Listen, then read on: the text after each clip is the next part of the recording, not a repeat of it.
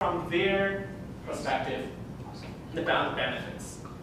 And interestingly, many submitters, they want to influence the government by highlighting this is important for Hong Kong, not only for business. Okay? So the first is, like, for example, KPMG. It says the benefit of ESG reporting, okay, is that it is not just a report, but a process by which issuers can gather and analyze data it needs to create long-term value. So this is a systematic overview of your business, but this is like a value discovery kind of process. Globally, we see many companies are using this at the heart of their business strategy. It is in the very interest of the Hong Kong market to align with this international practice. Yes? So did you notice a trend that in industries that, like, let's say the financial industry, they were more inclined to say, yes, it should be mandatory, while the extractive industry were like, no, this shouldn't be mandatory? I have a figure later on the voluntary adoption rate in each industry. That's interesting. But for this sample, because I only have, if I divide it in detailed industry, too small sample, cannot draw that conclusive argument. Yeah. So, but clearly, the companies, they try to oppose. Okay, and then the investors, they try to support. So that's a clear trend. Okay, investors, because they don't bear the cost, right? So, and this is Hong Kong Institute of Qualified Environmental Professionals, Hong Kong IQEP. They say that it is important that Hong Kong is not seen as a laggard in this, and it is necessary to report carbon air emissions because they are or they will be increasingly legislated anyway.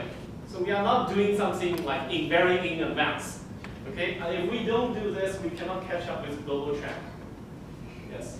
So you mentioned the cost being a deterrent, but what about very high polluters who might have severe consequences after reporting? Have you seen that as well? Like, I don't know, China Petroleum, but extractive and oil and gas companies, their levels might be way above the international standards. So it's not just a cost issue, right? It's also yes. This is about the risk, right? So in other words, this is actually the KPMG's position. This is a systematic overview of your business risk because you don't want an accident to destroy the whole company, right? So in other words, if you do this, you don't see this as a cost. This is for the long-term value. Okay. Yeah, and then I think they are thinking what the government, from the government's perspective. And then the honest groups say that this is even more in the long-term interest of Hong Kong. They say that responsible investment is a growing global trend and increasingly attracts younger professional talent. Okay, this is the human capital perspective. If Hong Kong doesn't act quickly to offer enough these job opportunities, it would suffer from a brain drain and the risk of losing valuable workforce to overseas competitors' market. So this is putting the Hong Kong Stock Exchange in a competitive position with others. Okay, so in other words, we want to take this opportunity to develop this Hong Kong's human capital in this area. And there are some companies that they look at not only Hong Kong but also China.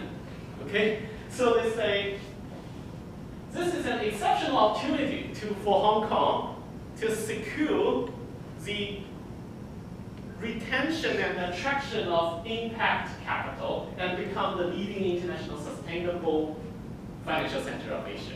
So in other words, try to give Hong Kong a new positioning. Okay, so we differentiate from others by saying we are not only international financial center, it's an international sustainable financial center. And then the red link is that an added pressure for Hong Kong is that international financial market role it plays for mainland China, given their increasing commitments. So we know that in mainland China, especially these days, we heard a lot about the bad things.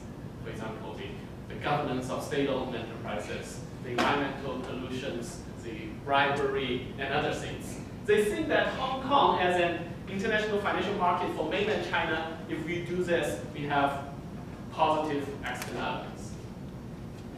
Okay, and okay, so what is more important is, finally, what is Hong Kong Stock Exchange's official reply? Right?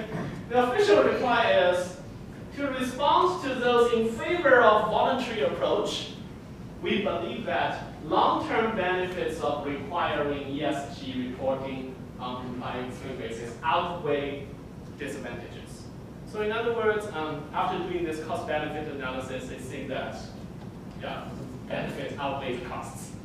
And we believe that our proposed regulatory approach is appropriate given this trend, and also in view of the current level of reporting and the variance in reporting capabilities among the issuers. So in other words, the Hong Kong Stock Exchange stick to this. This is something actually receives overwhelming support. 96% agree.